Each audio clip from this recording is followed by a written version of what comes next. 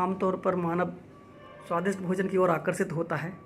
क्या है ये स्वादिष्ट भोजन की ओर आकर्षित होने का कारण? मुकेश जी, आपने घातक न्यूज़ के लिए घातक और आकर्षक सवाल पूछा है। ये जो स्वादिष्ट भोजन है तो सुनकर हर किसी के मुंह में पानी आ जाता है, और ये जो आने वाला पानी होता है बड़ा ख़राब होता है। भूख होती है तो कई बार अच्छा होता है, और भूख नहीं होती है तो वैसे पानी आता है तो बहुत ख़राब होता है। ज़ुबान की यदि मैं बात करूँ तो स्वाद के लिए सबसे महत्वपूर्ण चीज़ होती है, शरीर का अंग होता है, उसे ज़ुबान कहा जाता है।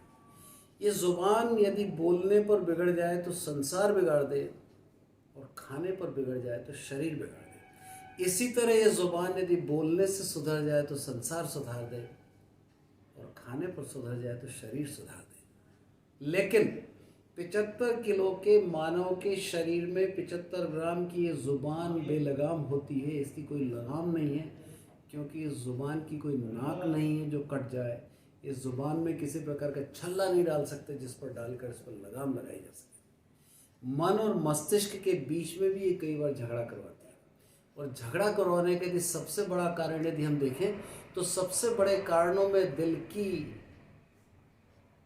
दवा और ज़ुबान का स्वाद, ये दोनों बहुत महत्वपूर्ण होते हैं। चलिए फिलहाल हम स्वाद की बात करें और ज़ुबान के स्वाद की बात करें तो ज़ुबान के स्वाद पर ये ध्यान रखिए कि जो चीज़ शरीर को पसंद आएगी वो शरीर को बिगाड़ेगी, और जो चीज़ मन को पसंद नहीं आएगी वही शरीर को सुधारेगी। इसीलिए हमारे धर्म ग्रंथों ने बोला है कि सबसे श्रेष्ठ साधना शरीर की साधना या शरीर को साधना है।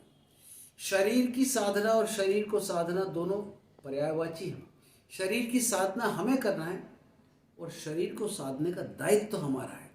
तो जो हमें करना है और जो दायित्व हमारा है, इन दोनों के बीच में संयम, सामंजस्य, संतुलन और साथ में कहीं न कहीं समरसता नहीं होगी तो ज़ुबान हमें कहीं न कहीं बहुत परेशान करेगी।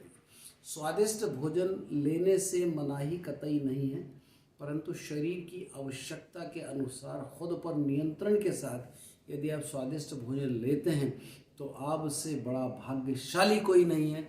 और यदि आपकी क्षमता के विपरीत यदि आप स्वादिष्ट भोजन पर टूट पड़ते हैं तो आपसे बड़ा दुर्भाग्यशाली व्यक्ति कल कोई नहीं रहेगा।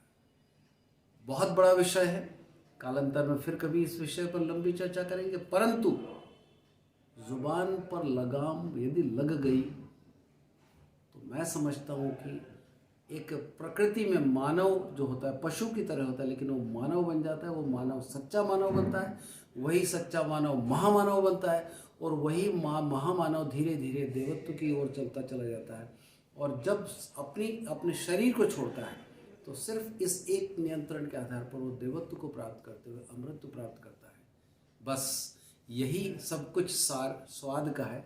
हम जिंदगी का स्वाद ले ले या ज़ुबान का स्वाद ले ले, या हम पर निर्भर करता है कि हम कौन से स्वाद की तरफ जाना चाहते हैं, किसको प्राथमिकता देना चाहते हैं, क्या हमारी प्राथमिकता है, और कौन सी चीज़ पर हम कितना ध्यान देकर कितना उस पर गौर कर सकें। यही सब कुछ बहुत महत्वपूर्ण होता है। ज़ुबान होती है, कही गई ज़ुबान, बोली गई ज़ुबान, निकले गए शब्द, ये सब कुछ बहुत मायने रखते हैं। स्वाद भी अपनी जगह होता है, वो भी बहुत मायने रखता है। बहुत धन्यवाद।